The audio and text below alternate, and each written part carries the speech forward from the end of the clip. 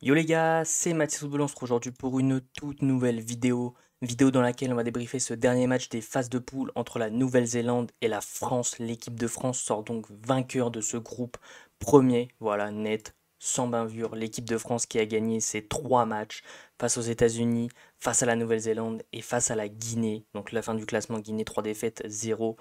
Nouvelle-Zélande troisième, USA et France qualifiée. La France qui a marqué 7 buts pour 0 encaissé. Très très bon Jeux Olympiques à l'heure actuelle. Voilà, donc on a eu le droit en première période à ce but de Jean-Philippe Mateta après une passe d'un joueur adverse très très mal joué. Voilà, super frappe de Mateta qui vient finir en pleine lucarne. Une équipe de France qui est vraiment montée en puissance par rapport au match face aux États-Unis et face également à la Guinée où ça avait été très très compliqué, notamment avec deux buts refusés côté guinéen. Voilà, on a ensuite ce but de Désiré Doué, donc qui vient pareil effacer le gardien basique, et Kalimundo qui vient mettre le ballon pied fermé, petit filet, donc victoire 3-0, net, sans bavure de cette équipe de France qui a tout simplement surpassé, mais quand je vous dis surpassé, c'est vraiment, mais même écrasé la Nouvelle-Zélande. Une possession de balle, voilà, extraordinaire, 2,59 expected goal, 32 tirs au but, 10 tirs cadrés, seulement 8 pour la Nouvelle-Zélande et un seul cadré. Voilà, l'équipe de France qui a été partout, hein, 14 corners, euh, 7 sauvetages du gardien du côté de la Nouvelle-Zélande. La France a tout simplement surdominé cette équipe de la Nouvelle-Zélande qui n'était tout simplement pas au niveau. Voilà l'équipe qui a eu de très bonnes notes. Attention, Thierry Henry avait fait tourner et pourtant ils se sont montrés au niveau. Voilà, Nkamba en gardien de but qui remplaçait Guillaume Rest.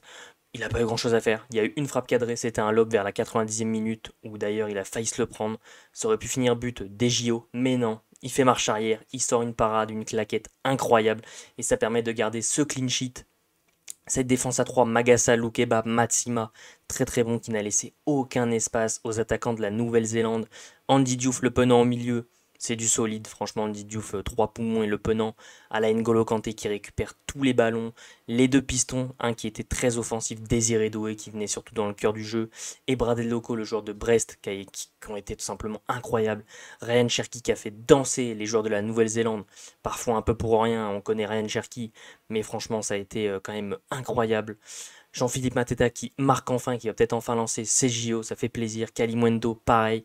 Voilà, il a très bien remplacé l'absence de la casette qui était sous le coup d'une suspension.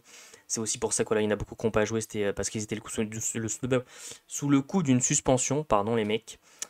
Mais voilà, franchement, ils n'ont rien laissé à cette équipe de la Nouvelle-Zélande et même les entrants ont tous apporté quelque chose. Olysée, Akliouche, Chotard, Badé, ils sont venus et ils ont fait tellement mal à cette équipe de la Nouvelle-Zélande.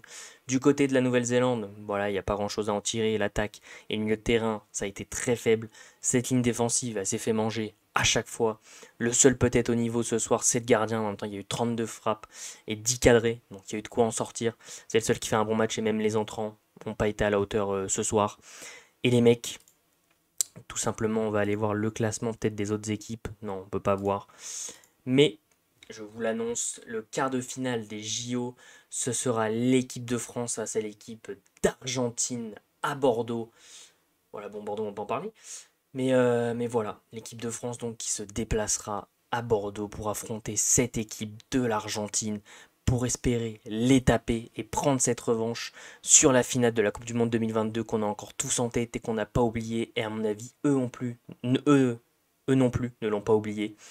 Voilà, les Français qui vont tout donner, j'en suis certain. Les Argentins qui vont être accueillis par un froid mais glacial, ça aussi c'est une certitude. Et voilà, j'attends avec impatience ce match entre la France et l'Argentine. Comme d'habitude les mecs, si ce débrief vous a plu, je compte sur vous, voilà, pour liker, ça fait toujours extrêmement plaisir. À vous abonner en activant la cloche des notifications pour ne rien louper sur la chaîne YouTube.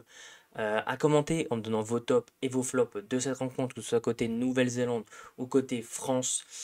Sur ce, c'était Mathis Football. Ciao l'équipe!